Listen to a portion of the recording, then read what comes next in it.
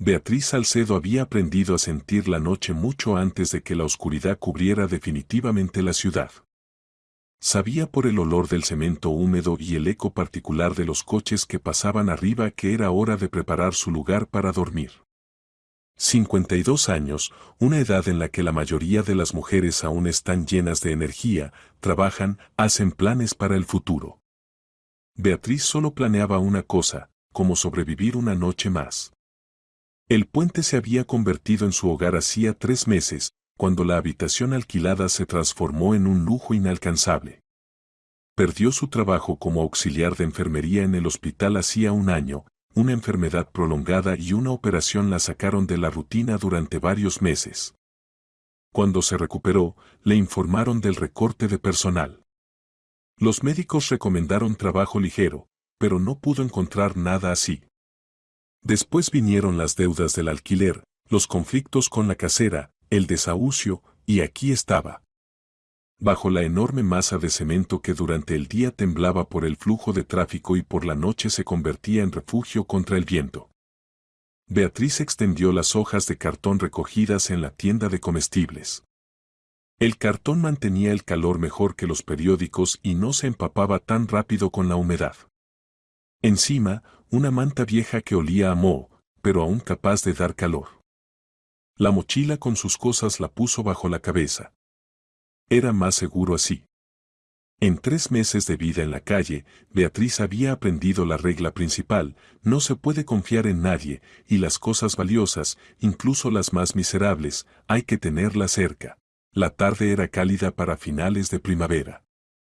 Allá, tras el puente, rugía el río, monótono y arrullador.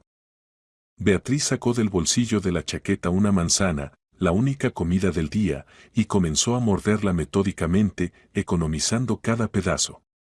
Había aprendido a engañar al hambre, alargando la comida durante media hora.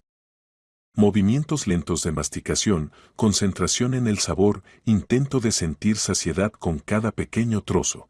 Ya se disponía a acostarse cuando oyó pasos inseguros, que tropezaban. Beatriz se quedó inmóvil. Los visitantes nocturnos bajo el puente rara vez traían algo bueno. Ya se había topado tanto con adolescentes buscando diversión como con otros indigentes dispuestos a quitarle lo último. Apretando en la mano una linterna pesada, lo único parecido a un arma, escudriñó la oscuridad. De detrás de un pilar de cemento salió una mujer. Incluso con la débil luz de la farola que se filtraba a través del arco del puente, Beatriz comprendió de inmediato que era una persona ajena a su mundo. Ropa cara y evidentemente no preparada para vagabundeos nocturnos. Un abrigo claro, manchado de suciedad. Zapatos de tacón bajo, uno de ellos roto. El rostro pálido, deformado por el dolor. La mujer se sujetaba el vientre, enorme, redondeado. Embarazada. En etapa avanzada. Ayúdeme. La voz temblaba, se quebraba en un gemido. Ayúdeme. Estoy de parto. Beatriz se levantó de un salto, olvidando la precaución.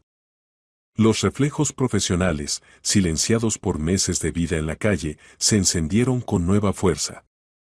Sujetó a la mujer por el brazo, sintiendo como ésta casi caía sobre ella con todo su peso. Tranquila, tranquila, Beatriz la sentó cuidadosamente sobre el cartón. Déjame ver.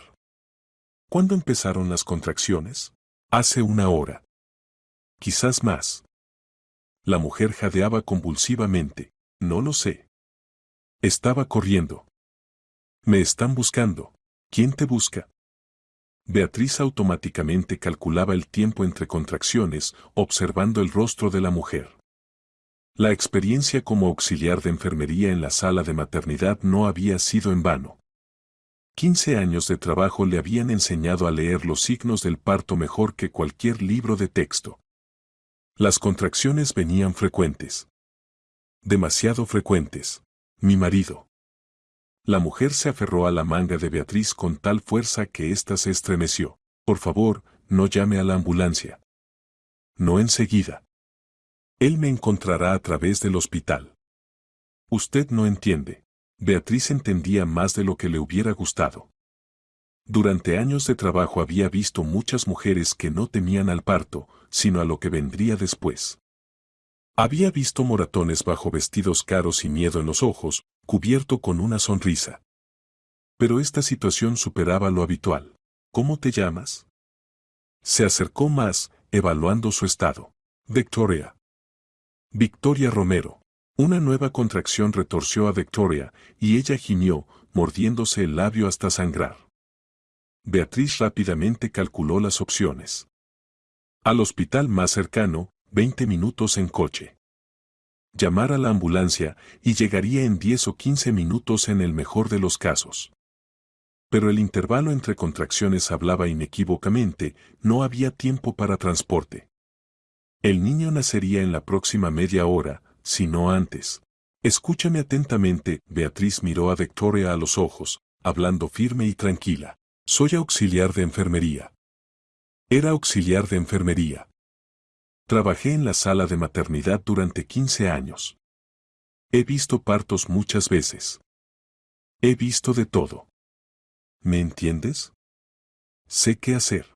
Victoria asintió, aferrándose a estas palabras como a un salvavidas. Pero las condiciones aquí. Beatriz miró su miserable refugio. Esto no es un hospital. Esto es cemento, suciedad, frío. El riesgo es grande. Para ti y para el bebé. Infección, hemorragia, complicaciones, todo puede salir mal. No. Victoria intentó levantarse, pero la contracción la derribó de nuevo. No al hospital. No ahora. Se lo suplico. Él me encontrará en todas partes. En todas partes. Beatriz vio el pánico en sus ojos. No solo miedo al parto, era terror ante algo mayor. Ante quien la esperaba allá, en el mundo iluminado de hospitales y procedimientos oficiales. Tomó la decisión en un segundo. De acuerdo. Daremos a luz aquí. Pero haces todo lo que te diga. Sin preguntas. ¿Estamos de acuerdo? Sí. Sí. Gracias. Los siguientes minutos Beatriz actuó en modo automático. Sacó de la mochila todo lo limpio que tenía, una camiseta comprada en una tienda de segunda mano, una toalla encontrada una vez en una tienda benéfica. Colocó la linterna para que iluminara el lugar de parto improvisado. De la botella de agua mojó un trapo, las manos había que limpiarlas de alguna manera. En el bolsillo encontró una pequeña botella de antiséptico, guardada por si acaso. Beatriz la vertió generosamente en las palmas, frotando. Quítate la ropa interior, ordenó. Vamos, no te avergüences. Daremos a luz ahora. El tiempo se acaba. Victoria obedeció con manos temblorosas, y Beatriz vio que no se había equivocado, la cabeza ya asomaba. Un par de contracciones más y el niño saldría. Lo principal era no entrar en pánico y recordar todo lo que había visto. En la siguiente contracción, puja. Fuerte, pero suavemente. Como yo te diga. No te apresures, escucha tu cuerpo. La contracción cubrió a Victoria como una ola, y Beatriz ordenó. Puja. Más fuerte. Otra vez. Vamos, lo lograrás. Victoria apretó los dientes, su rostro se enrojeció por el esfuerzo. Las venas se hincharon en su cuello. Beatriz recibió la cabeza del bebé, sosteniéndola cuidadosamente con dedos resbaladizos. Otro pujo, y aparecieron los hombros. Último esfuerzo, grito de victoria, y el cuerpecito se deslizó en las manos de Beatriz. Un niño. No lloró los primeros segundos, y Beatriz sintió como su corazón se detenía. No respira. Esto no. No ahora. Pero después, tras unas palmaditas ligeras en la espalda, sonó un gemido débil que se convirtió en llanto indignado. Beatriz exhaló, sintiendo como el sudor le corría por la espalda. Un niño, dijo, envolviendo al bebé en la camiseta limpia. Vivo y, parece, sano. Felicidades. Victoria extendió las manos, y Beatriz le entregó cuidadosamente el bulto. La nueva madre apretó al niño contra su pecho, y las lágrimas corrieron por sus mejillas, de alivio, de dolor, de todo lo que había sucedido en esta noche increíble. Beatriz se ocupó de la placenta, cortó el cordón umbilical con tijeras desinfectadas con antiséptico de su botiquín de campaña. Todo transcurrió sorprendentemente bien. Como si el destino hubiera decidido darle a esta mujer al menos una oportunidad entre todas las desgracias que se habían abatido sobre ella. ¿Cómo estás?, preguntó Beatriz, cubriendo a Victoria y al niño con la única manta. No lo sé. Victoria miraba a su hijo, y en su voz sonaba asombro. Di a luz bajo un puente, con la ayuda de una mujer sin hogar. Esto es como una pesadilla. Irreal. No es una pesadilla, objetó Beatriz, sentándose a su lado. Estás viva. El niño está vivo. Lo demás son detalles. Lo principal es que ambos respiráis. Sacó la última botella de agua y le dio de beber a Victoria. Esta tomó varios tragos ávidos, se atragantó, luego bebió más. Gracias, susurró Victoria. Nos salvó. Usted ni siquiera sabe lo que hizo. Lo sé. Beatriz la miró seria. Sé que cuando una mujer embarazada con un abrigo caro corre por la ciudad de noche y pide no llamar a los médicos, no es por capricho. Y no por estupidez. Victoria apartó la mirada. El niño resoplaba en su pecho, ya calmado después del primer llanto. Los pequeños puños se apretaban y abrían en un movimiento inconsciente. Me llamo Beatriz Salcedo, continuó. Y sí, vivo bajo un puente. 3 meses. Antes era una persona normal con trabajo y vivienda. A veces la vida se rompe rápido. Lo sé. Por eso no pregunto por qué estás aquí. Pero, hizo una pausa, eligiendo las palabras. Pero veo que tienes miedo. Y ese miedo no es por el parto. Es por algo más. ¿Por quién te busca? Y si quieres sobrevivir, si quieres que este pequeño crezca seguro, necesito saber la verdad. Al menos en general. Victoria guardó silencio largo tiempo. Tanto que Beatriz ya decidió que no diría nada. Pero luego comenzó a hablar. Bajo, entrecortado, pero cada vez más segura. Mi padre. Arturo Salinas. ¿Ha oído ese nombre? Beatriz asintió. Incluso viviendo en la calle, era imposible no haber oído hablar de uno de los hombres más ricos de la ciudad. Su rostro aparecía en vallas publicitarias, en las noticias, en publicaciones de negocios. Soy su hija. La única. Y estoy casada. Estaba casada con Elías Romero. Victoria miró el anillo de bodas en su dedo, y su rostro se deformó de asco. Elías. No es quien decía ser. Pensé que me amaba. Que estábamos construyendo una familia. Planeando el futuro juntos. Pero él solo amaba el dinero de mi padre. El control. El poder. El acceso al imperio.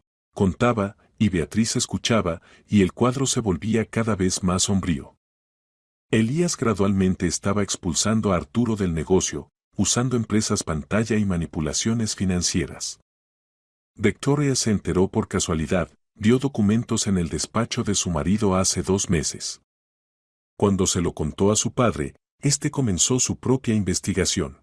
Papá quería apartar a Elías. Legalmente, a través del tribunal. Preparó todas las pruebas, reunió un expediente.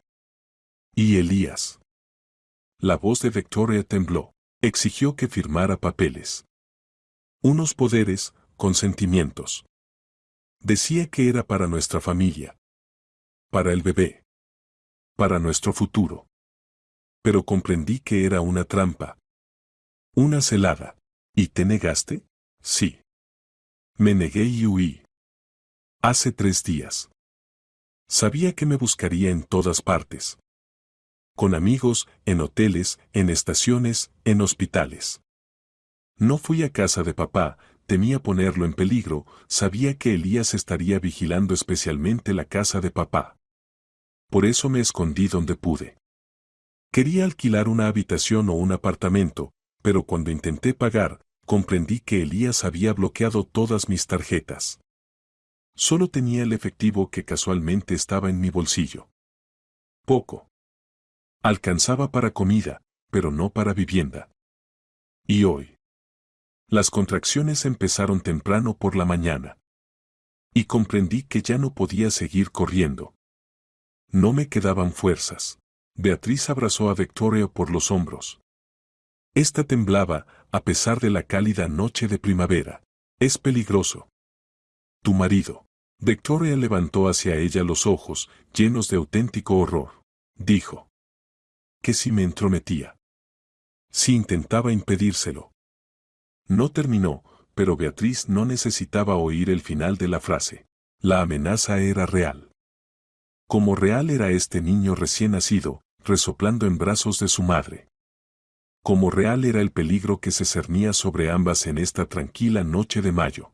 Por la mañana, dijo Beatriz firmemente, por la mañana iremos a la policía. Oficialmente. Con un abogado. Darás declaración y te protegerán. La ley está de tu lado. ¿Y si nos encuentra antes? No nos encontrará. Beatriz miró la estructura del puente sobre la cabeza. Este es mi lugar. Lo conozco. Cada rincón, cada sombra. Aquí estamos seguras hasta la mañana. Y por la mañana actuaremos según la ley. Sin miedo. Victoria asintió, apretando a su hijo más cerca. El niño dormía, sin sospechar en qué mundo acababa de llegar y qué tormenta se desataría mañana. Beatriz no durmió en toda la noche. Se sentó al lado, escuchando cada sonido. Pasos arriba en el puente. El susurro del viento en la hierba junto al río. Voces raras de transeúntes a lo lejos. Bocinazos de coches en la autopista. Custodiaba a la madre y el niño como podía. Y pensaba que a veces la vida junta a las personas en las circunstancias más increíbles. La heredera rica y la auxiliar de enfermería sin hogar. Parto bajo el puente. Un secreto capaz de destruir vidas. Y el amanecer que traería respuestas. Beatriz no sabía entonces que este amanecer sacudiría toda la ciudad hasta los cimientos. Que por la mañana toda la ciudad se estremecería con la noticia que lo pondría todo patas arriba. El amanecer llegó imperceptiblemente. Primero el cielo tras el puente se volvió gris, luego aparecieron los primeros rayos de sol, filtrándose a través de los pilares de cemento. La ciudad despertaba, se oían bocinazos de coches, voces de transeúntes tempranos, en algún lugar a lo lejos ladraba un perro. Victoria no había dormido. Estaba sentada, apoyada contra la fría pared del puente, mirando a su hijo. El niño dormía, envuelto en la vieja camiseta y la manta de Beatriz. Su pequeño rostro estaba tranquilo, la respiración uniforme. No sabía que había nacido bajo un puente. No sabía qué peligro se cernía sobre su madre. Beatriz se levantó, estiró las piernas entumecidas. Durante la noche había logrado pensar en el plan de acción. Las habilidades profesionales de auxiliar de enfermería sugerían, después del parto Victoria necesitaba revisión médica, el niño también. Pero primero, la seguridad. ¿Cómo te sientes?, preguntó, sentándose al lado. Me duele todo el cuerpo. Victoria intentó sonreír, pero salió lamentable. Pero estoy viva. Estamos vivos. Necesitas un médico. Y el niño también. No se puede posponer. Lo sé, Victoria asintió. Pero si aparezco en el hospital, Elías lo sabrá en una hora.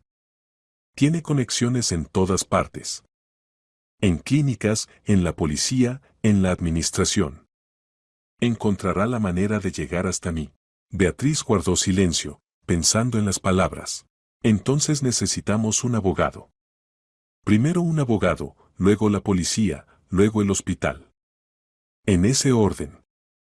Para que estés protegida legalmente antes de aparecer oficialmente. Tengo un teléfono. Victoria sacó del bolsillo del abrigo un smartphone, pero lo apagué, temía usarlo. Elías puede rastrear. Entonces llama una vez. A alguien de confianza. Un abogado, si conoces a alguno. Victoria pensó, hojeando los contactos con dedos temblorosos. Diego Vega. El abogado de nuestra familia. Trabajó con papá durante 20 años. Un hombre honesto. Papá confiaba en él.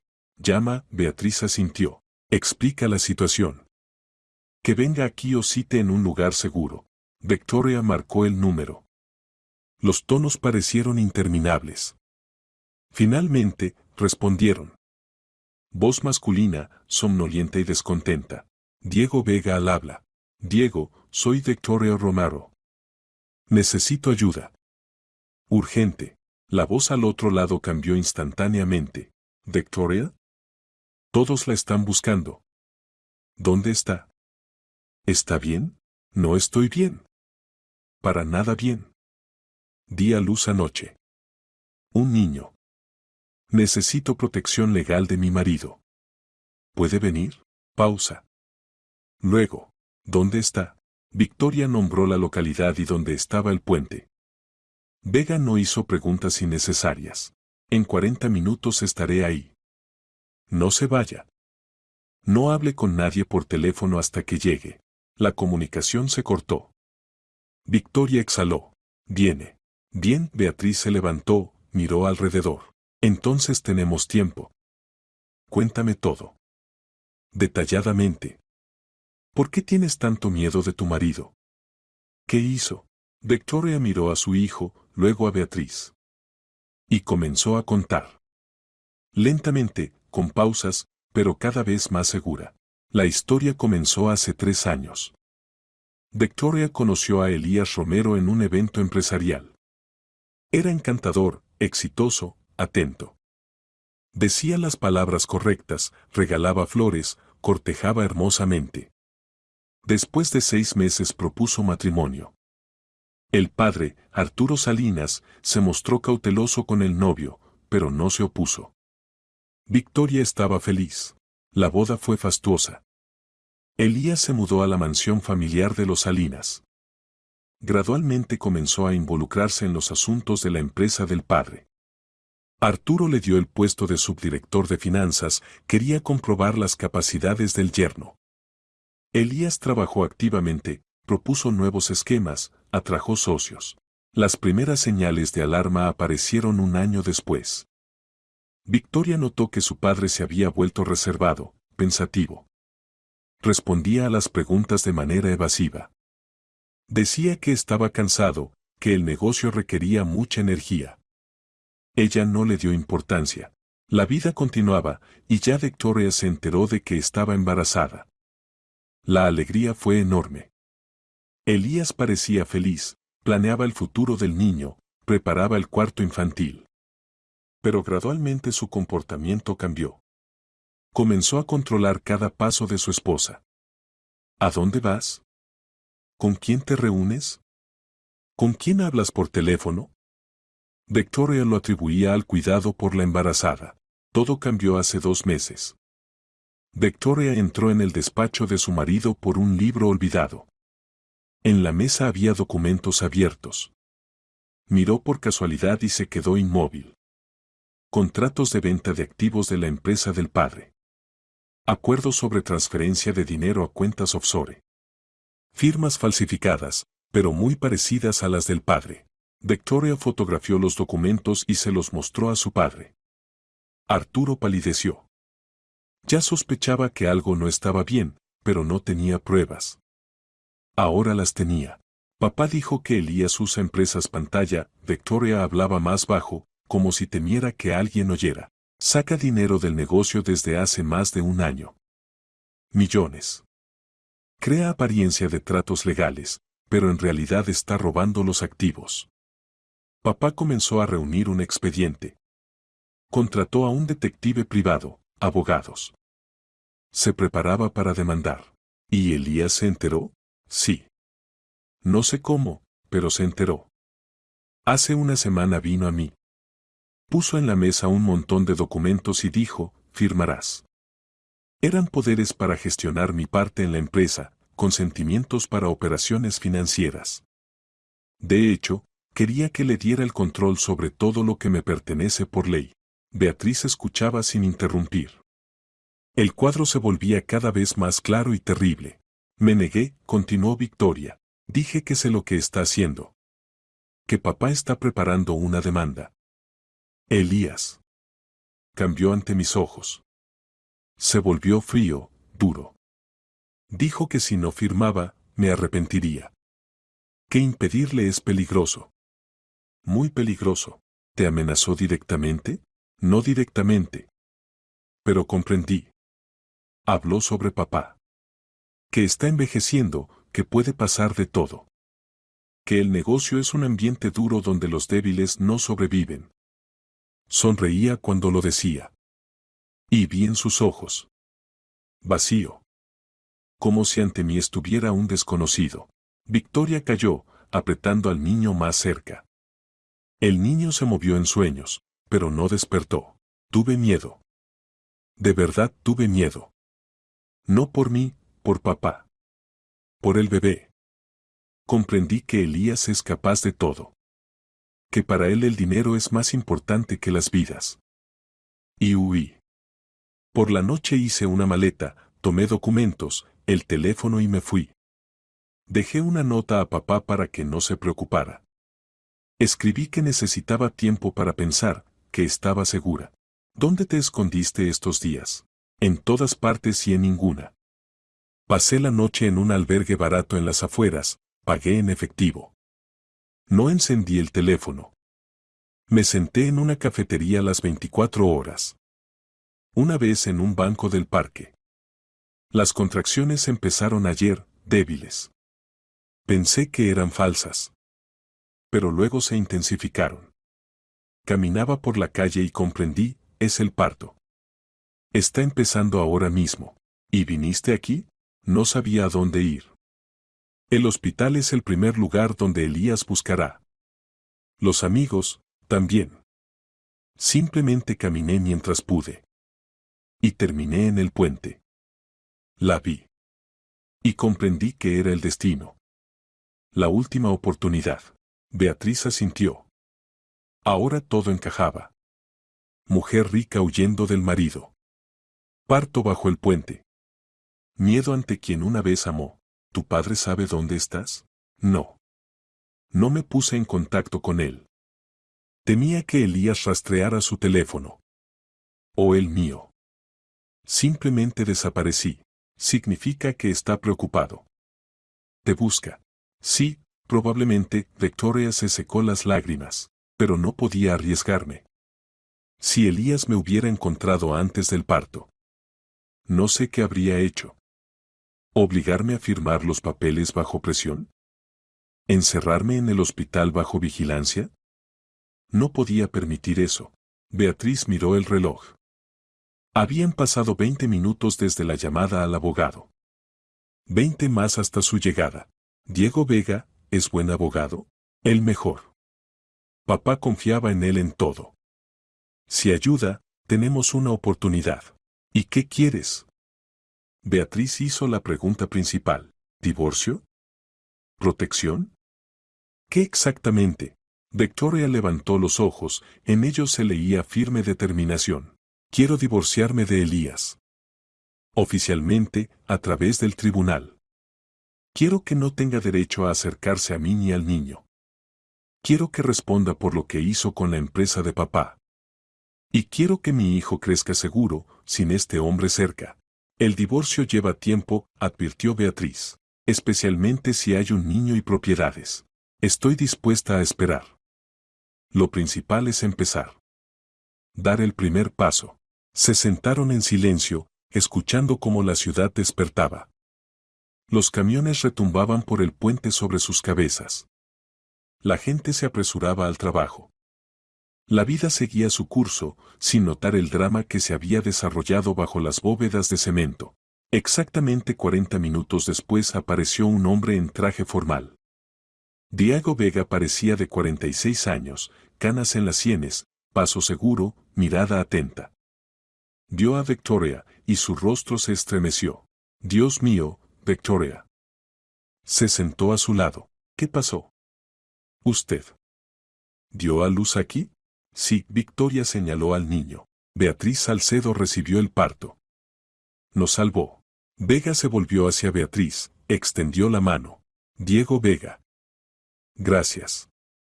Hizo un milagro. No fue un milagro, Beatriz estrechó la mano. Simplemente hice lo necesario. El abogado sacó del maletín una libreta y un bolígrafo. Victoria, necesito saber todo. Detalladamente. ¿Por qué está aquí? ¿Por qué no en el hospital? ¿Qué pasó? Victoria repitió su relato, sobre Elías, los documentos, las amenazas. Vega escuchaba atentamente. Cuando terminó, dijo, legalmente podemos actuar en varias direcciones. Primero, presentar una solicitud de disolución del matrimonio. Segundo, solicitar medidas de protección contra la violencia doméstica. Tercero, presentar una demanda por reconocimiento de transacciones como inválidas y devolución de activos. Cuarto, acudir a la policía con denuncia por fraude. ¿Todo esto se puede hacer ahora? Preguntó Victoria. Hoy empezamos. Primero necesita un médico. Revisión después del parto, certificado sobre el estado de salud. Esto es importante para el tribunal. Luego, la policía, denuncia. Luego, documentos para el divorcio. ¿Y Elías? ¿Se enterará? Se enterará cuando reciba la citación judicial. Pero para entonces estará bajo protección. Presentaré una petición de prohibición de acercamiento. El tribunal emitirá una orden. ¿Esto ayudará? Si viola la orden, será procesamiento penal. Sí, ayudará. Victoria exhaló. Por primera vez en muchos días apareció esperanza en su rostro. Entonces empezamos. Ahora mismo. Vega sintió, sacó el teléfono. Llamo a la ambulancia. Explicaré la situación, pediré actuar confidencialmente.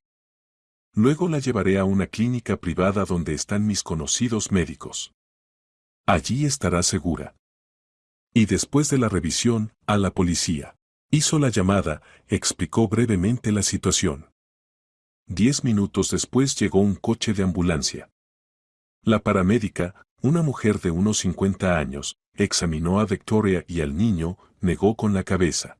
Parto bajo un puente. Tuvieron suerte de que todo saliera bien. Pero necesita un hospital. Urgente. Vamos a una clínica privada, dijo Vega. ¿Puede acompañarnos hasta allí? La paramédica aceptó. Sentaron a Victoria con el niño en el coche. Vega se volvió hacia Beatriz. Venga con nosotros. A usted tampoco le vendría mal una revisión. Y su testimonio será importante para el caso. Beatriz quiso negarse, pero Victoria la agarró de la mano. Por favor. Nos salvó. No nos abandone ahora. Beatriz miró su mochila, el lecho de cartón, el puente que se había convertido en su hogar. Luego a Victoria con el niño. Y asintió. De acuerdo. Iré. Se sentaron en el coche. La ambulancia arrancó, alejándolas del puente. Beatriz miraba por la ventana a la ciudad que pasaba y pensaba, su vida acababa de cambiar. Para siempre. No sabía entonces que la ciudad también cambiaría. La clínica privada Vida Salud se ubicaba en un barrio tranquilo en las afueras de la ciudad. Edificio de 2 plantas, rodeado de vegetación, parecía más un sanatorio que un hospital. Vega había acordado de antemano, recibieron a Victoria con el niño sin preguntas ni formalidades innecesarias. La médica, una mujer de mediana edad, examinó a Victoria, revisó el estado del niño. El veredicto fue alentador, el parto transcurrió sin complicaciones, no hay desgarros, no hay hemorragia. El niño está sano, pesa 3 kilos 200 gramos, respira uniformemente. Tuvo suerte, dijo la médica, escribiendo recetas. El parto en tales condiciones podría haber terminado trágicamente. Pero el organismo de la madre y del niño se las arreglaron.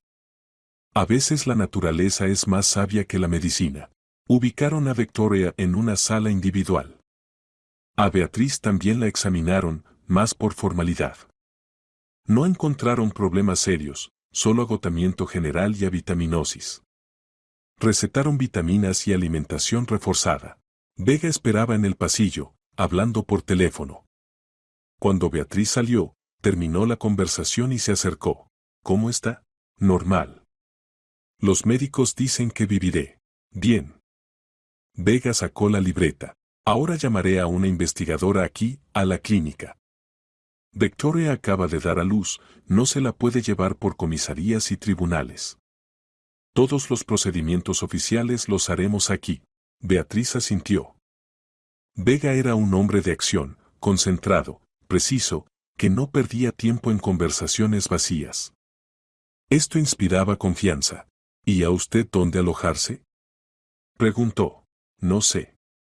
Al puente, supongo, volveré.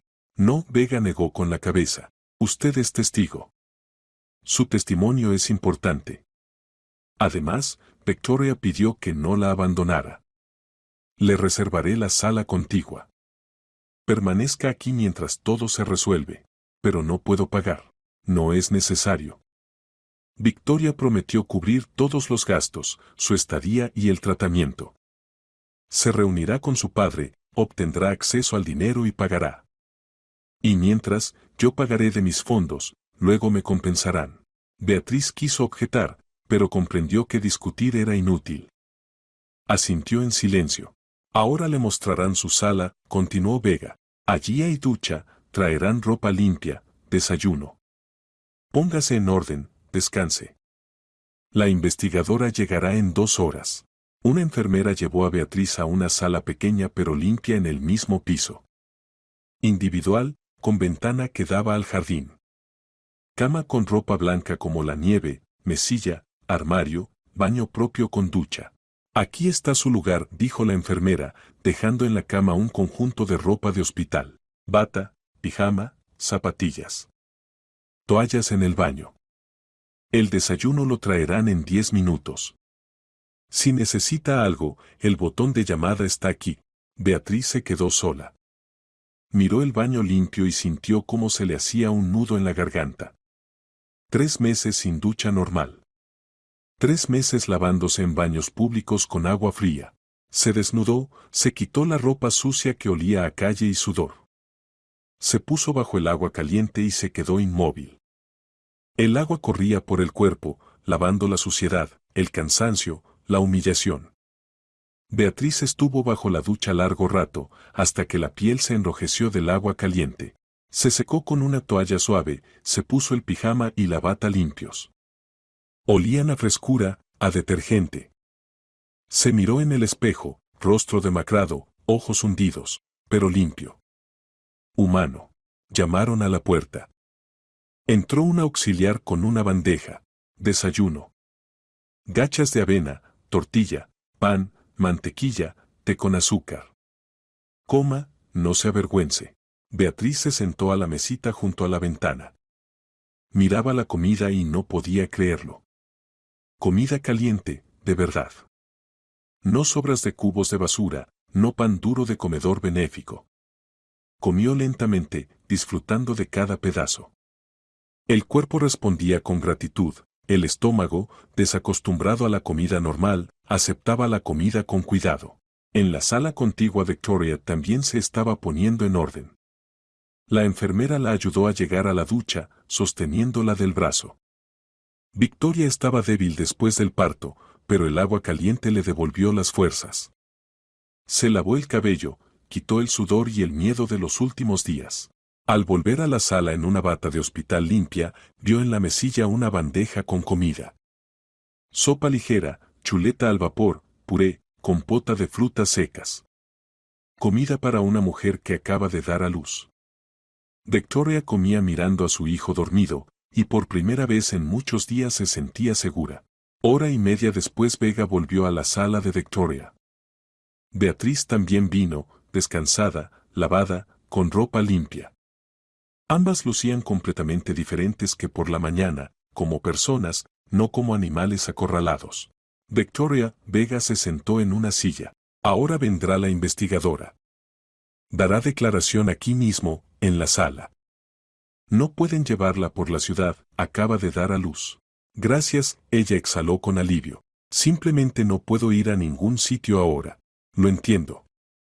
¿Está lista para declarar? Sí. Estoy lista. ¿Qué debo decir? La verdad. Todo lo que me contó. Sobre las amenazas del marido, los documentos, la huida. Estaré al lado, vigilaré que el protocolo se haga correctamente. ¿Y después? Después presentaré la solicitud de divorcio en su nombre, como su representante. El tribunal fijará fecha de audiencia preliminar. Solicitaré medidas temporales de protección, prohibición a Elías de acercarse a usted, limitación de sus derechos de comunicación con el niño. Él se resistirá, Victoria dijo esto con seguridad. Por supuesto. Pero la ley está de su lado. Tiene fundamentos para el divorcio, presión psicológica, amenazas, manipulaciones financieras. Además, un recién nacido. El tribunal se pondrá del lado de la madre. Victoria asintió, pero la ansiedad en sus ojos no desapareció. Beatriz le entendía. Elías era peligroso. Esa gente no se rinde así como así. Vega miró el reloj. Faltan 10 para las 11. La investigadora estará a las 11. Acordamos la hora. Salió al pasillo, revisando documentos.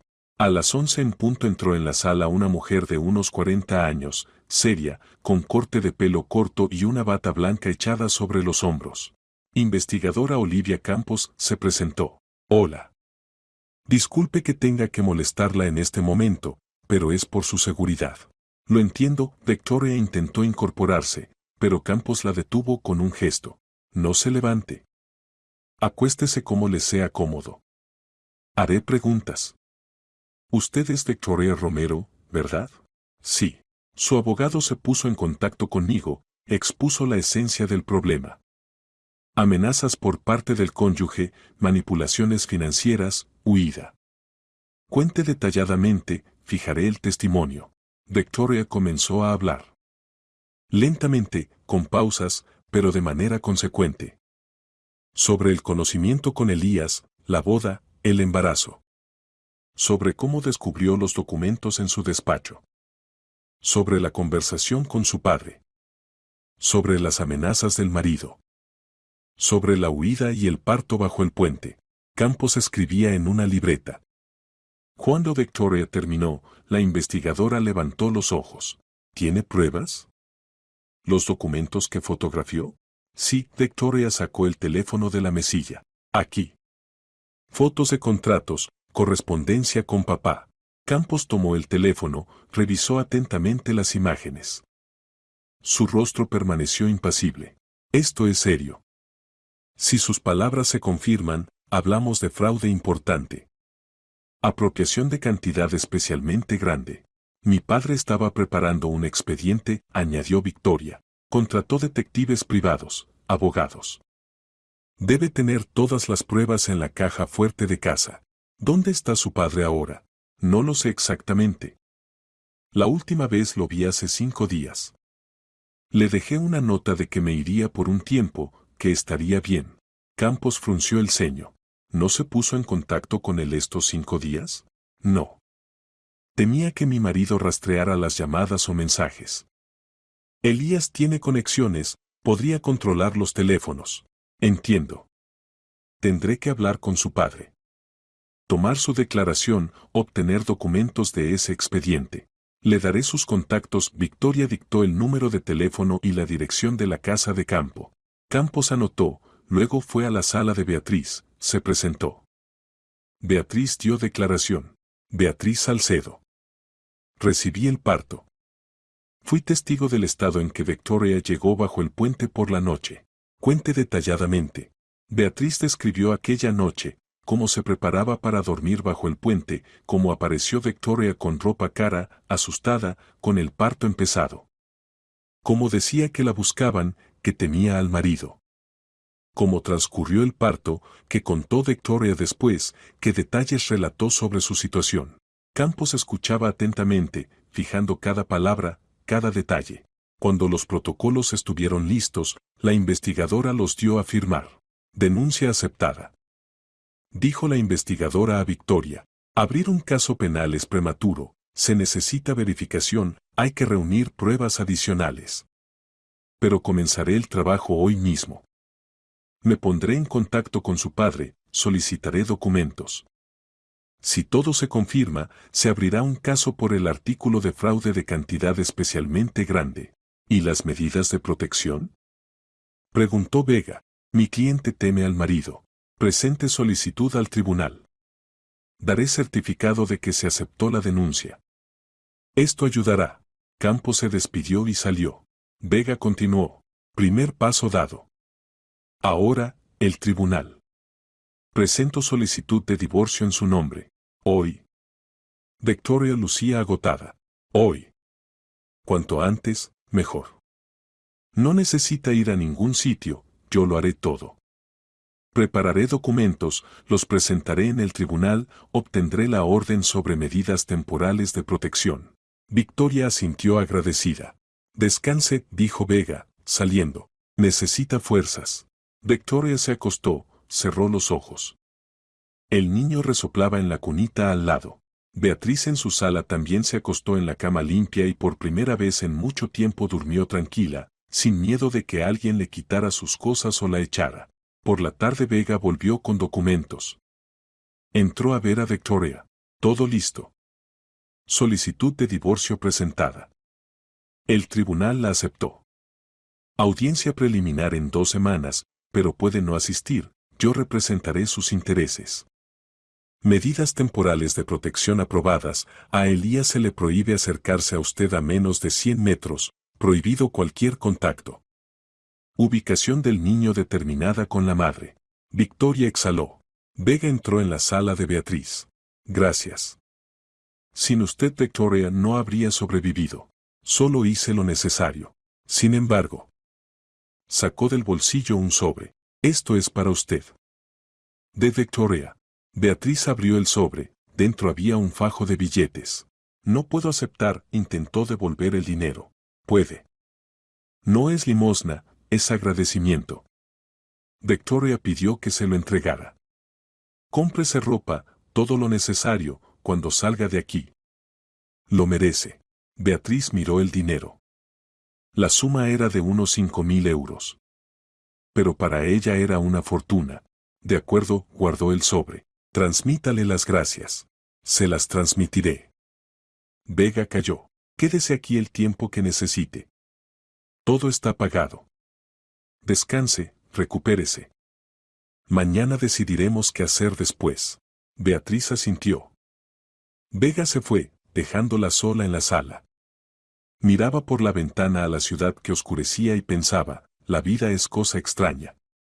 Ayer era una indigente durmiendo bajo el puente. Hoy, en una sala limpia, alimentada, lavada, testigo en un caso importante, persona que cambió el destino de alguien.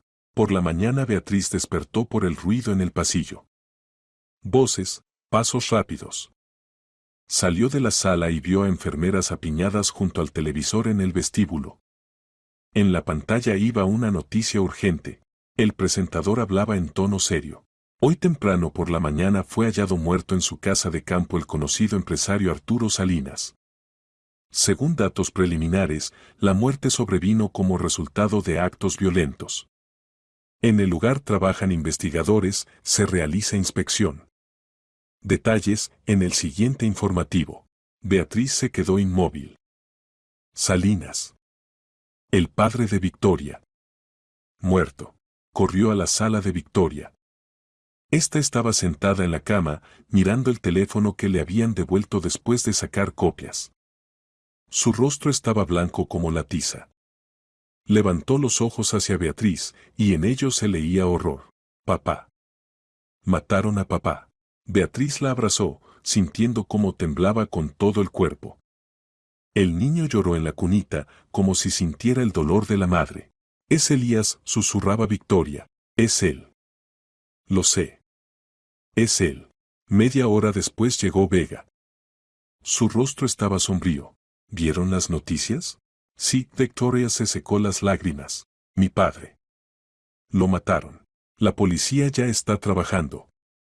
Campos llamó, el grupo investigador está en el lugar. Realizan peritaje, interrogan testigos. Es Elías, repitió Victoria. Amenazó. Se lo conté. Decía que papá no es eterno, que puede pasar de todo. No era una amenaza abstracta. Era un plan. Vega le tomó la mano. Victoria, escúcheme. No saque conclusiones precipitadas. Sí, hay sospechas. Pero se necesitan pruebas. La policía investigará. Y usted ahora debe pensar en usted y en el niño. ¿Cómo puedo pensar en mí cuando mataron a mi padre? Precisamente por eso. Si sus sospechas son ciertas, usted también está en peligro. Elías sabe que huyó, que presentó divorcio. Entiende que puede dar testimonio contra él. Usted es testigo de sus manipulaciones. Victoria miró asustada al abogado. Cree que él intentará. Creo que hay que ser cuidadosa. Muy cuidadosa. Beatriz escuchaba en silencio. El cuadro se volvía terrible. Marido asesino casando a su esposa. Niño recién nacido convertido en rehén de la situación. Y ella, Beatriz, testigo casual arrastrada a un drama ajeno. Al mediodía llamó Campos. Diego, necesito reunirme con su clienta. Urgente. ¿Qué pasó? La muerte de Arturo Salinas. Llevamos la investigación. Victoria Romero es necesaria para declarar. Dará declaración. Venga a la clínica. Bien. Estaré en 1 hora. Campos cortó. Vega miró a Victoria. ¿Lista? Sí. Contaré todo. Sobre las amenazas, los documentos, todo. 1 hora después llegó Campos. Esta vez con ella venía un hombre de civil, de unos 50 años, con rostro duro. Victoria salió al vestíbulo. El hombre se presentó. Mayor Reyes. Llevo el caso del asesinato de Arturo Salinas. Victoria palideció, pero se mantuvo. Reyes se sentó, encendió la grabadora. Cuente todo lo que sabe sobre su padre. Sobre sus asuntos. Sobre el conflicto con el marido. Victoria habló durante más de 1 hora. Detalladamente, con todos los pormenores. Sobre el negocio del padre, las manipulaciones de Elías, las amenazas. Reyes escuchaba sin interrumpir. Cuando terminó, apagó la grabadora. ¿Tiene pruebas de las amenazas? Solo mis palabras. Elías no escribió amenazas en mensajes. Hablaba personalmente. Entiendo. ¿Y los documentos? Los que fotografió. Aquí, Victoria mostró el teléfono. Reyes revisó las fotos, asintió. Necesitaremos su teléfono de nuevo. Para peritaje más profundo en el marco del caso de asesinato. Llévenselo.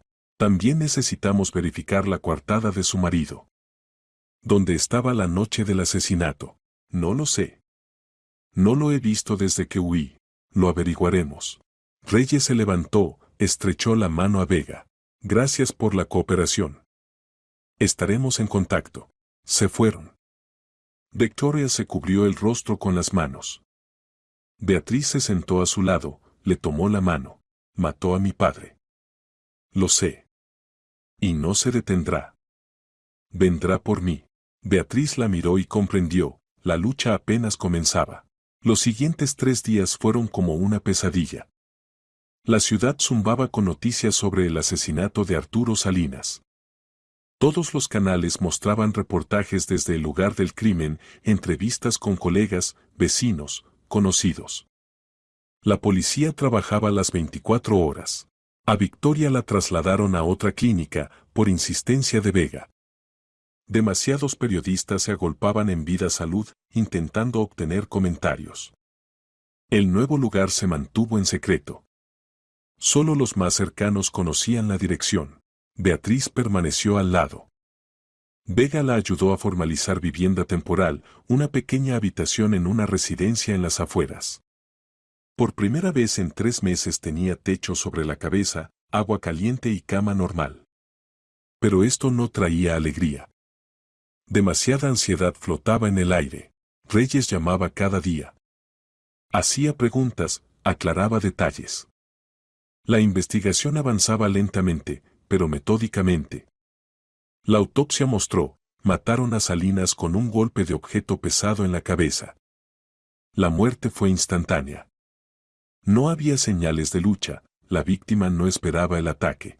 El asesino conocía la casa, dijo Reyes durante una de las conversaciones. Entró sin forzar, sabía dónde estaba el despacho de Salinas. No fue un ladrón casual. Fue un sicario, Victoria dijo esto con seguridad. Elías no se habría manchado las manos él mismo. Contrató a alguien. Posiblemente. Verificamos esa versión. Elías Romero aún no había sido detenido. Lo interrogaron como familiar de la víctima. Parecía conmocionado, daba declaraciones confusas, juraba que no sabía nada. No tenía coartada, la noche del asesinato estaba en casa, solo. No había nadie que lo confirmara. Miente, Victoria apretaba los puños hasta que dolían. Todo esto es mentira. Mató a papá. O encargó el asesinato. Se necesitan pruebas.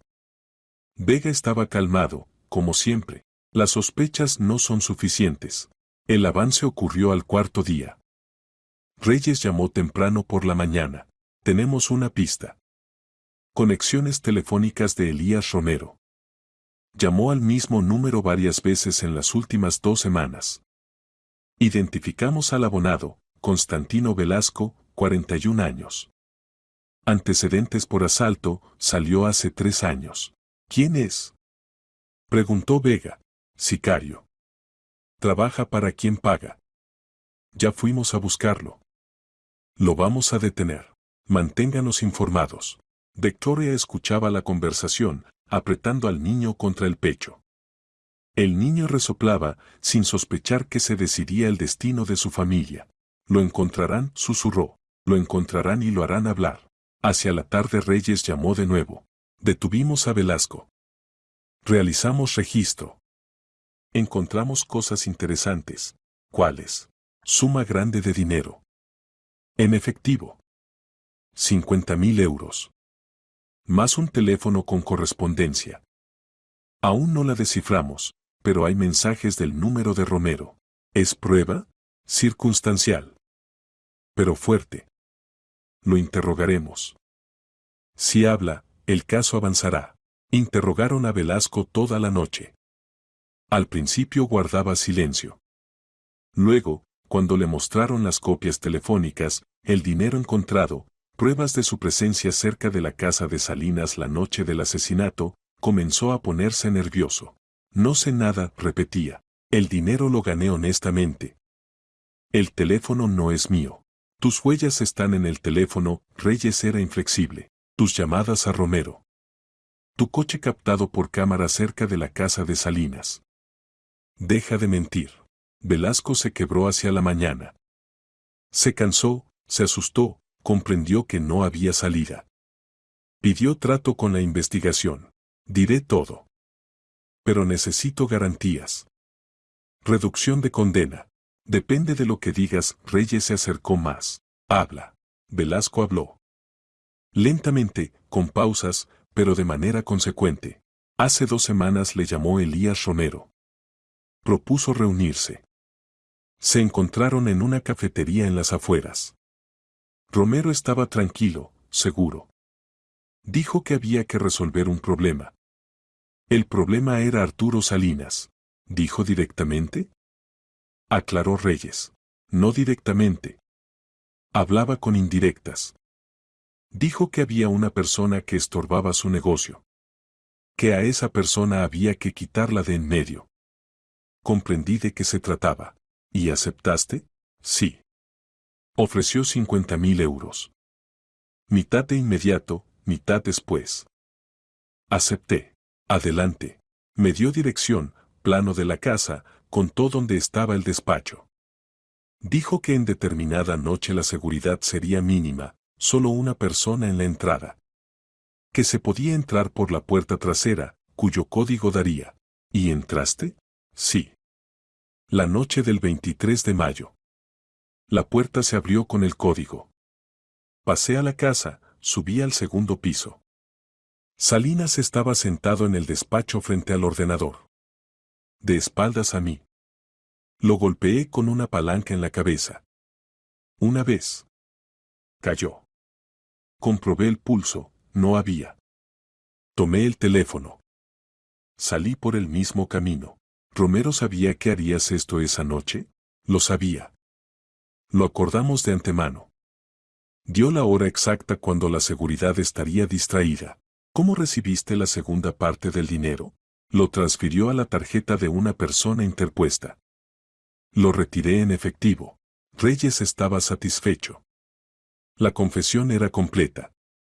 Detallada. Velasco no solo confirmaba su culpa, conectaba a Elías Romero con el asesinato directamente. ¿Comprendes lo que acabas de decir? Preguntó Reyes. Comprendo. Pero quiero trato. Daré testimonio contra Romero, pero necesito reducción. Ya veremos. Reyes salió del despacho y llamó a Vega. Tenemos confesión. Velasco se quebró. Contó todo. Elías Romero es el cliente.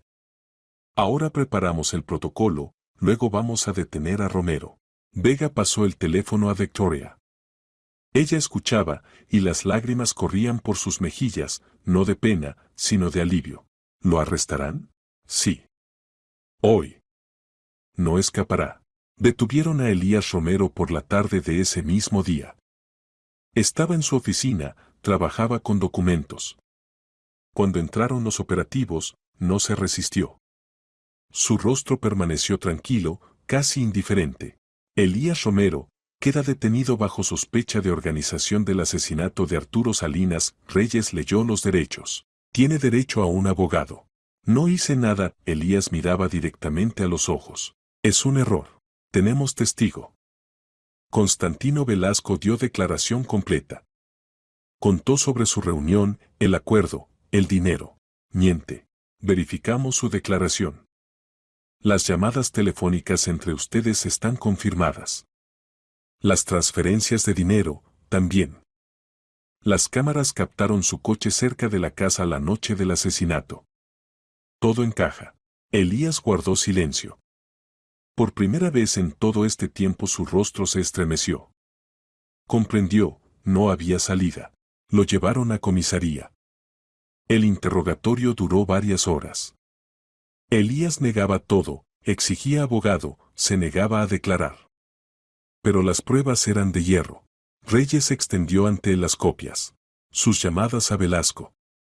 El 14 de mayo, primer contacto. El 16, reunión captada por cámaras de la cafetería. El 20, última llamada, 3 días antes del asesinato. El 23, el asesinato. El 24, transferencia de dinero a la tarjeta de persona interpuesta. ¿Quiere decir que es casualidad? No maté a Salinas. No mató. Encargó el asesinato. Eso se llama organización del crimen. Por ley lleva la misma responsabilidad que el ejecutor. Elías bajó la cabeza. El abogado sentado al lado pidió receso. Reyes aceptó. Cuando quedaron solos, el abogado dijo a Elías: ¿Tienen pruebas? Declaración de Velasco, copias telefónicas, transferencias financieras. Puede negar, pero no cambiará nada.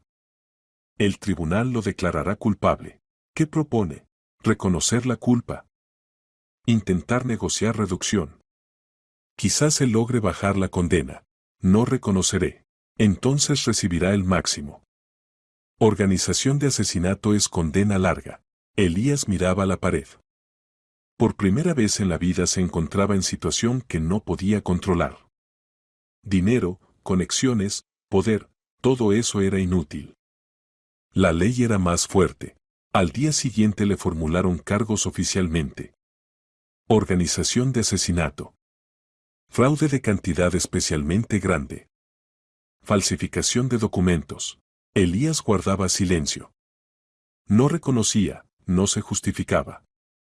Simplemente callaba. El tribunal eligió medida cautelar, prisión preventiva. A Elías lo enviaron al centro de detención preventiva.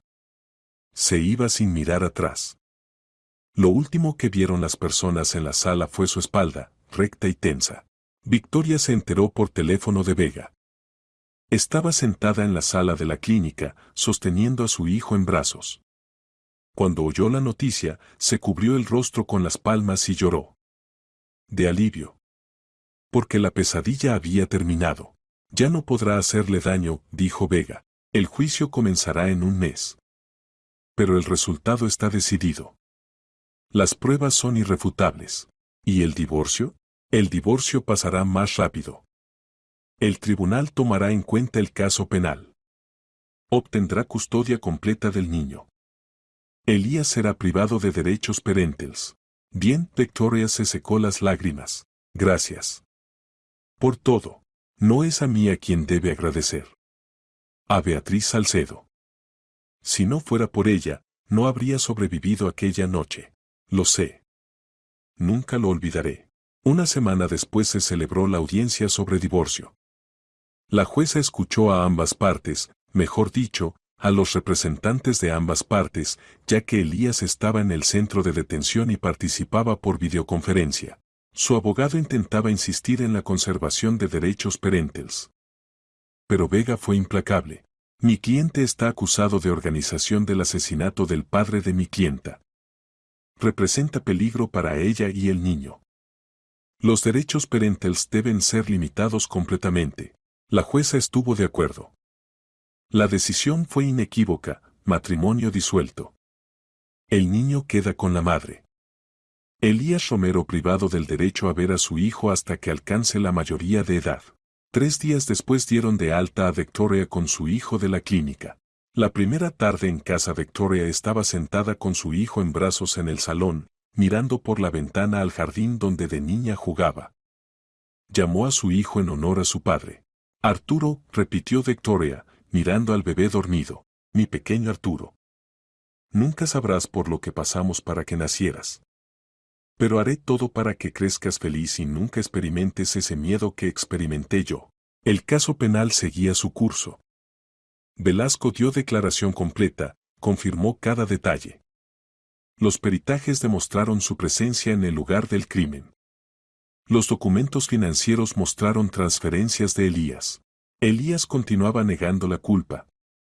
Sus abogados intentaban impugnar el testimonio de Velasco, llamándolo no fidedigno. Pero había demasiadas pruebas. La cadena estaba construida de hierro. El juicio se fijó para 2 meses después. Todos entendían, el veredicto sería severo. Organización de asesinato agravado por motivos lucrativos es cadena perpetua o mínimo 25 años. Victoria se concentró en su hijo, en la recuperación después del parto, en la nueva vida. Beatriz también comenzó una nueva vida, pero no la que planeaba inicialmente. Un mes después del alta de la clínica, Victoria la invitó a su casa. Beatriz comenzó seria cuando estaban sentadas tomando té en el espacioso salón de la mansión de los Salinas. Tengo una propuesta. De negocios. ¿Cuál? Beatriz se puso en alerta. Necesito niñera para Arturo. Una persona a quien pueda confiar a mi hijo incondicionalmente. Usted le salvó la vida. Recibió el parto en condiciones imposibles. Sé que cuidará de él mejor que cualquier otra persona. Beatriz guardaba silencio, sin saber qué responder. Residencia aquí, en casa, continuó Victoria. Habitación separada, comida 3 veces al día, salario digno. No tendrá que alquilar vivienda, pensar en comida. Estará cerca de Arturo, yo estaré tranquila. Es propuesta honesta, no beneficencia. Pero no soy niñera profesional. Es auxiliar de enfermería con 15 años de experiencia en sala de maternidad. Sabe de bebés más que la mitad de niñeras diplomadas. Además, confío en usted. Completamente. Beatriz pensó. La propuesta era tentadora. Trabajo, hogar, estabilidad. Y posibilidad de estar cerca del niño a quien ayudó a nacer. De acuerdo, dijo finalmente. Acepto. Victoria sonrió por primera vez en mucho tiempo. Gracias. No se imagina lo importante que es esto para mí. Vega ayudó a formalizar todos los documentos, contrato laboral, registro, libreta médica. Beatriz se mudó a la mansión una semana después. Le asignaron una habitación luminosa en el 2º piso, junto al cuarto infantil. Muebles, baño propio, todo lo necesario. Por primera vez en un año se sentía no solo como persona, sino como persona necesaria. Tenía propósito, trabajo que amaba. Arturo se acostumbró rápido a ella. Sonreía cuando lo tomaba en brazos, se calmaba con su voz. Victoria mientras tanto se sumergió en los asuntos de la empresa. Gestionaba el negocio del padre con agarre y determinación inesperados para muchos. Contrató a un administrador experimentado, pero controlaba cada decisión. Muchos la consideraban solo una heredera rica, pero ella rápido demostró lo contrario. Paralelamente iban los procesos judiciales. Reconocían inválidos los contratos falsificados. El dinero que Elías había sacado a cuentas offshore se devolvía a través de procedimientos jurídicos internacionales. El proceso era largo, pero resultaba efectivo. Victoria no bajaba los brazos, buscaba justicia en cada asunto. Beatriz veía cómo cambiaba. De mujer embarazada asustada se transformaba en empresaria fuerte, segura de sí misma. Pero en casa, con su hijo, seguía siendo madre tierna. El equilibrio no era fácil, pero Victoria se las arreglaba. A menudo conversaban por las tardes, cuando Arturo se dormía. Se sentaban en la cocina tomando té, discutiendo el día pasado. ¿Pensó alguna vez en aquella noche?, preguntó Victoria una vez. A menudo, Beatriz asintió. Fue la noche más extraña de mi vida. Vivía bajo un puente, pensaba que la vida había terminado. Que no necesitaba a nadie. Y luego apareció usted. Y todo cambió en unas horas. Para mí también. Corría sin saber a dónde. Daba a luz con miedo y soledad. Pensaba que moriría allí, bajo el puente. Y usted nos salvó. Nos salvó a ambos. Nos salvamos mutuamente, Beatriz sonrió. Usted me dio propósito. Sentido. Me recordó quién soy. Comprendí que todavía puedo ser útil. Que mis conocimientos, mi experiencia todavía se necesitan. Victoria le tomó la mano. Usted es más que niñera para mí. Es amiga. Persona en quien confío incondicionalmente. La única persona, además de papá, que no me traicionó. Beatriz apretó sus dedos. Las palabras de gratitud siempre la avergonzaban, pero ahora sentía calor. Auténtico, sincero. Pasó medio año. La empresa de Salinas se estabilizó bajo la gestión de Victoria. El dinero volvía, el negocio crecía. Victoria regresó a la vida plena, trabajaba, criaba a su hijo, hacía planes. No volvió a casarse, no quería arriesgarse. Arturo era su prioridad principal. Bautizaron al niño en una pequeña iglesia un tranquilo día de septiembre. Victoria pidió a Beatriz que fuera madrina. Usted le dio vida aquella noche, dijo firmemente. ¿Quién, si no usted, debe ser su madrina? La ceremonia fue modesta. Vega se convirtió en padrino. El sacerdote sumergió a Arturo en la pila bautismal, el niño lloró, luego se calmó en brazos de Beatriz. Ella lo sostenía, sintiendo increíble responsabilidad y al mismo tiempo felicidad. Después del bautismo su relación con Victoria se hizo aún más estrecha. Ya no eran solo empleadora y niñera, eran familia. Arturo crecía sano, alegre. No sabía de la tragedia que precedió su nacimiento. No sabía que su padre estaba en prisión por asesinar al abuelo. Victoria decidió, se enteraría de la verdad cuando creciera. Cuando pudiera entender y comprender. Beatriz estaba cerca cada día. Lo alimentaba, lo acostaba, le enseñaba las primeras palabras. El niño la llamaba abuela Bea y se acercaba a ella con el mismo amor que a su madre. Victoria no sentía celos, se alegraba de que su hijo tuviera otra persona cercana. El juicio contra Elías Romero y Constantino Velasco se celebró 3 meses después del arresto. Las sesiones duraron 2 semanas. El fiscal presentaba pruebas metódicamente, paso a paso construyendo el cuadro del crimen. Las copias telefónicas mostraban conexión entre Romero y Velasco. Los documentos financieros confirmaban transferencias de dinero. Los testigos describían su reunión en la cafetería. Las cámaras de vigilancia captaron el coche de Velasco cerca de la casa de Salinas la noche del asesinato. El peritaje estableció que la palanca encontrada era el arma del crimen. Velasco reconoció la culpa completamente. Confirmó todos los detalles en el juicio. Contó sobre el encuentro con Romero, el acuerdo, como entró en la casa y mató a Salinas. Su declaración era clara, consecuente, no contradecía ninguna prueba. Elías continuaba negando. Afirmaba que nunca dio indicaciones de matar al suegro, que las llamadas a Velasco eran por otros asuntos, que el dinero lo transfería por supuestos servicios prestados. Pero su versión se desmoronaba bajo el embate de las pruebas. Los abogados intentaban impugnar la declaración de Velasco, llamándola no fidedigna. El fiscal refutaba cada argumento. Beatriz asistió a varias sesiones como testigo. Dio declaración sobre aquella noche bajo el puente, sobre el estado de Victoria, sobre sus palabras acerca de las amenazas del marido. El tribunal la escuchó atentamente. Elías la miraba con frío desprecio, pero Beatriz no apartaba la mirada. Ya no le tenía miedo. La sentencia se dictó un viernes a finales de octubre. La sala del tribunal estaba llena de periodistas, colegas de Salinas, simplemente curiosos. La jueza leyó el veredicto con voz uniforme, impasible.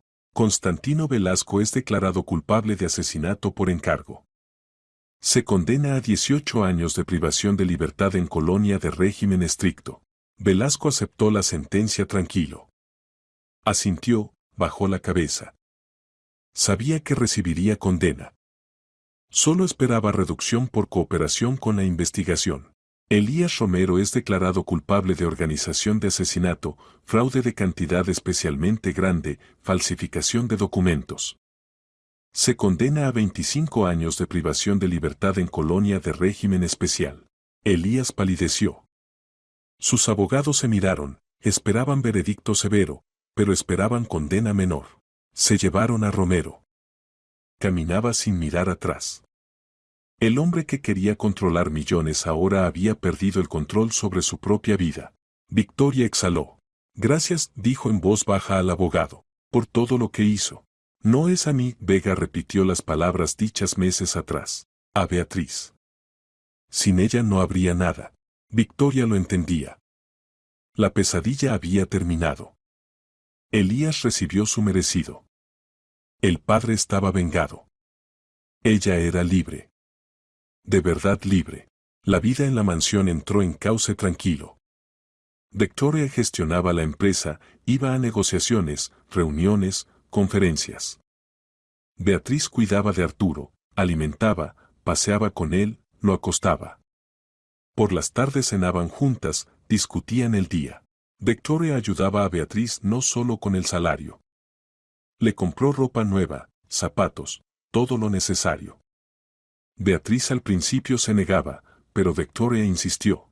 Vive en mi casa, cuida de mi hijo. Es parte de nuestra familia. Acéptelo como es debido, sin vergüenza. Beatriz aceptó. Comprendió que Victoria tenía razón, no era limosna. Era reconocimiento de su contribución, de su importancia en sus vidas. Entre ellas se establecieron relaciones que era difícil nombrar con una palabra. No empleadora y niñera. No simplemente amigas. Más bien, dos mujeres que pasaron por el infierno y se convirtieron en apoyo mutuo. Familia por elección, no por sangre. Elías Romero quedó en el pasado para siempre. Estaba muerto para Victoria, jurídica, emocional, espiritualmente. A veces pensaba en él. Recordaba cómo era al principio de su relación, encantador, atento, cariñoso. Y comprendía con amarga claridad, aquella persona era solo una máscara. Máscara cuidadosamente creada. El verdadero Elías se escondía bajo ella, ávido de dinero, calculador, cruel. No lamentaba el pasado. Agradecía al destino por haber huido a tiempo. Por haber dado a luz a su hijo no bajo su control. Por haber conocido a Beatriz aquella noche decisiva bajo el puente. La noche que dividió su vida en antes y después. Pasaron 3 años desde aquella tarde de mayo. Arturo creció, niño alegre, comunicativo, de buen corazón y ojos claros como los del abuelo. Victoria continuaba gestionando con éxito la empresa, desarrollando el negocio del padre en nuevas direcciones. Beatriz seguía viviendo en la mansión, cuidando de Arturo. Era para él niñera, madrina y abuela en una persona. El niño la adoraba. Abuela Bea. gritaba alegremente, mira lo que dibujé. Y mostraba otra obra maestra, garabatos, un sol, mamá. Beatriz elogiaba, colgaba los dibujos en la pared, se enorgullecía de cada logro suyo. Victoria los observaba y agradecía al destino. Su hijo tenía madre amorosa y madrina amorosa. Dos mujeres que harían todo para que creciera feliz. ¿Es feliz?, preguntó a Beatriz una tarde cuando Arturo se durmió. Sí, Beatriz respondió sin vacilar. Soy feliz. De verdad feliz. Tengo hogar, familia, nieto al que amo. ¿Qué más se puede desear? Mereció esta felicidad. Mereció cada minuto de ella. Ambas la merecimos. Victoria asintió. Sí. Pasaron por el infierno y salieron de allí. Juntas. Y eso las convirtió no en víctimas, sino en vencedoras. Fuertes, templadas por la vida. Siguieron cercanas. Se apoyaban mutuamente en momentos difíciles, compartían alegrías. Criaban a Arturo juntas, planeaban su futuro. Beatriz llamaba a Victoria la hija que nunca tuvo. Victoria llamaba a Beatriz su ángel guardián. La vida continuaba. Sin Elías, sin miedo, sin dolor y ansiedad constantes. Solo adelante, hacia nuevos horizontes, hacia nuevas posibilidades. Y cuando Beatriz miraba a Arturo, el niño alegre, sano, inteligente, lleno de vida, comprendía con absoluta certeza, todo había valido la pena. Cada prueba, cada dificultad tuvo sentido. Aquella terrible y al mismo tiempo maravillosa noche bajo el puente no fue un final, sino un comienzo. El comienzo de una nueva vida para todos ellos.